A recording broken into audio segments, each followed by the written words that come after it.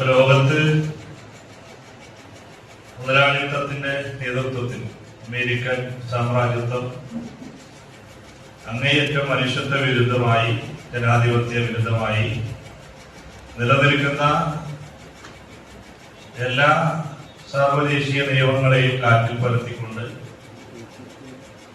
അവരുടെ അധീശത്വം സ്ഥാപിക്കുന്നതിന് വേണ്ടി, അവരുടെ നിലനിൽപ്പിന് വേണ്ടി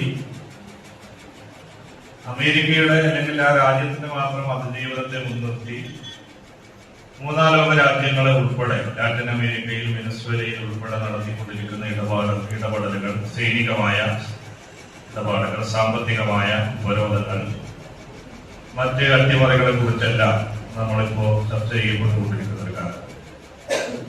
അപ്പൊ അത് ലാറ്റിൻ അമേരിക്കയിലെ വെനസ്വേലയിൽ മാത്രമല്ല, വെനസ്വേലക്കാലത്ത് അവിടെ ഒരു സ്വതന്ത്ര പരമാധികാര രാജ്യത്തിൽ ആ രാജ്യത്തിന്റെ പ്രസിഡന്റിനെ ഒരു രാത്രി സൈനികമായ അട്ടിമറിയിലൂടെ കീഴ്പ്പെടുത്തി വിചാരണ ചെയ്യുന്നതിന് വേണ്ടി അമേരിക്കയിലേക്ക് കൊണ്ടുപോയ ഒരു സാഹചര്യമാണ്.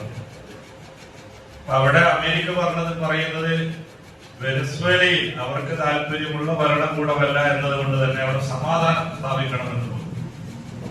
നേരത്തെ സമാനമായ രീതിയിൽ അമേരിക്കയുടെ ഇടപെടൽ ഒന്നുകൊണ്ട് മാത്രം സമാധാനം സ്ഥാപിക്കപ്പെട്ട രാജ്യങ്ങൾ നമുക്ക് മുന്നിലുണ്ട്. അക്കൂട്ടത്തിൽ ഇറാഖുണ്ട്, അഫ്ഗാനിസ്ഥാനുണ്ട്. അമേരിക്കൻ അട്ടിമറികൾ ധാരാളം നടന്ന കോട്ടിമാരെയും ചിലിയും ഈ പറഞ്ഞ ലാറ്റിൻ അമേരിക്കയിലെ തന്നെ പല രാജ്യങ്ങളുമുണ്ട്. അത്തരം അട്ടിമറികൾക്ക് വേണ്ടി അമേരിക്ക നിരന്തരമായി ശ്രമിച്ച് പരാജയപ്പെട്ട് പിന്മാറേണ്ടി വന്ന വിയറ്റ്നാം നമുക്ക് മുന്നിലുണ്ട്. അമേരിക്കൻ അട്ടിമറിയെ ചെറുത്തു തോൽപ്പിച്ച മറ്റ് രാജ്യങ്ങൾ, ഇപ്പൊ ക്യൂബയുൾപ്പെടെയുള്ള രാജ്യങ്ങളിൽ ഫിഡൽ കാസ്ട്രോക്കെതിരെ നൂറുകണക്കിന് തവണയാണ് വധശ്രമത്തിന് വേണ്ടിയുള്ള ശ്രമം ഉണ്ടായിട്ടുള്ളത്. അപ്പൊ എന്തും എവിടെയും ആവാം, ഞങ്ങളെ ചോദ്യം ചെയ്യാൻ ആരുമില്ല. രാഷ്ട്രീയമായി ശരി തെറ്റുകൾക്ക് അപ്പുറത്ത് അമേരിക്കയുടെ താല്പര്യങ്ങളെ വെല്ലുവിളിക്കുന്നവരെ, അതിന് വിഘാതമായി നിൽക്കുന്നവരെ സൈനികമായ അട്ടിമറിയിലൂടെ, സാമ്പത്തികമായ ഉപരോധത്തിലൂടെ ഞങ്ങൾ കീഴ്പ്പെടുത്തും. ഞങ്ങൾ പറയുന്നത് കേട്ട്, സാമ്രാജ്യത്വം പറയുന്നത് കേട്ട് ഈ ലോകത്ത് നിൽക്കുന്നവർക്ക് നിൽക്കാം, അല്ലാത്തവരെ ഞങ്ങൾ കീഴ്പ്പെടുത്തും. ഇതിനെ പരസ്യമായി എതിർക്കാൻ ലോകരാജ്യങ്ങളിൽ പല രാജ്യങ്ങളും ഇപ്പൊ തയ്യാറായി മുന്നോട്ട് വരുന്നുണ്ട്. റഷ്യയും ചൈനയും മറ്റ് സോഷ്യലിസ്റ്റ് രാജ്യങ്ങളും പല രാജ്യങ്ങളും മുന്നോട്ട് വരുന്നു.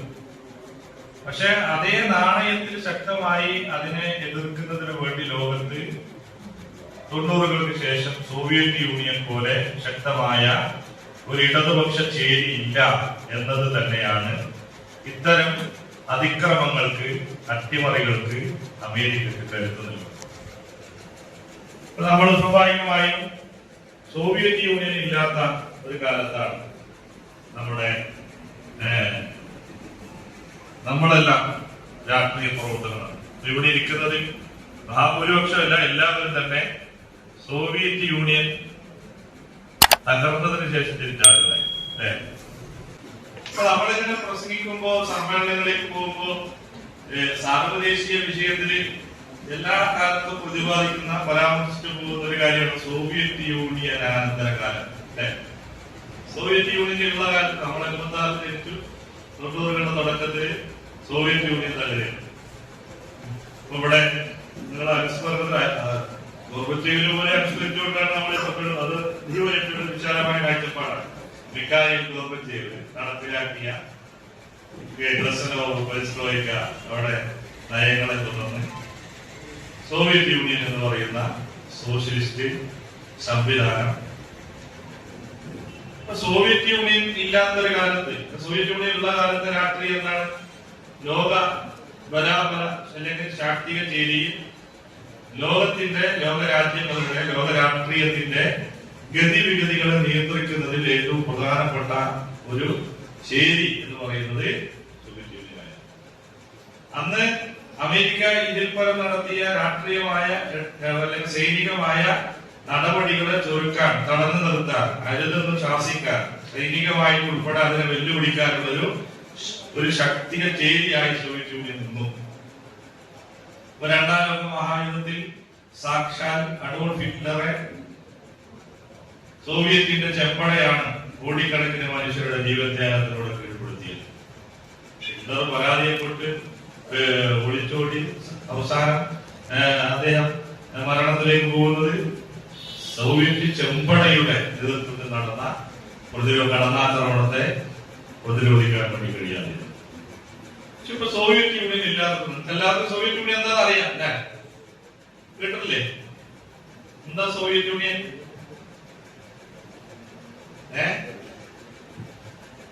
സോവിയറ്റ് യൂണിയന്റെ ഒരു ചരിത്രം അറിയാവുന്ന ആരെങ്കിലും പറയാൻ പറ്റില്ല. നമ്മള് പുതിയ കാലത്ത് ഇല്ലേ അങ്ങനെ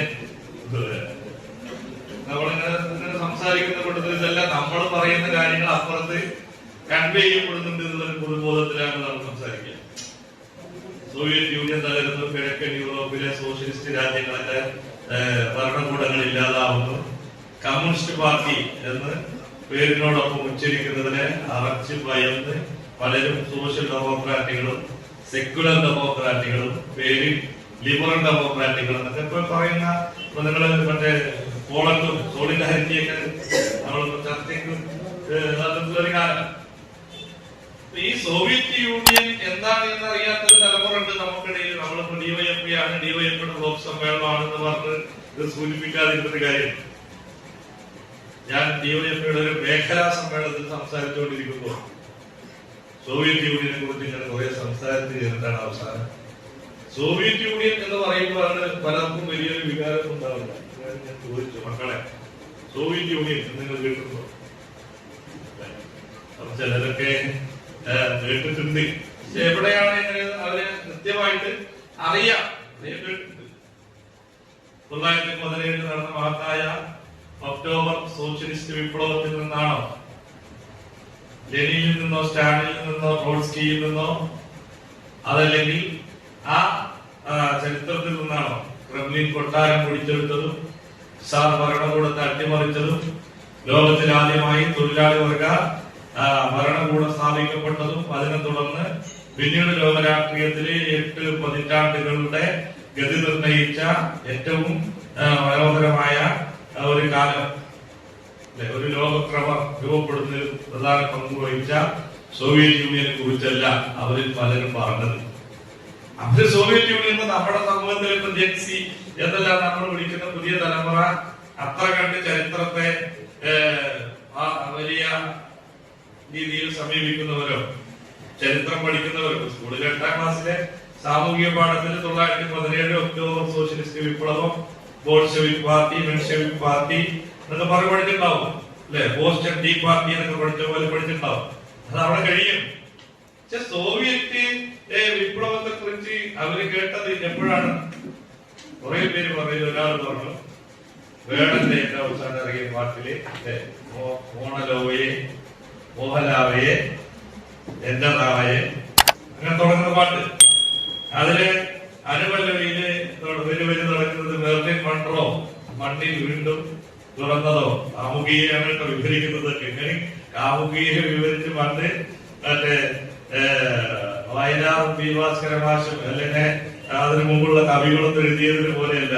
അതാണ് അതിന്റെ ഒരു പുതിയൊരു രൂപം. മെർലിൻ മൺട്രോ മണ്ണിൽ വീണ്ടും തുറന്നതോ സോവിയറ്റ് യൂണിയനിൽ വിപ്ലവം ഒരു വരി.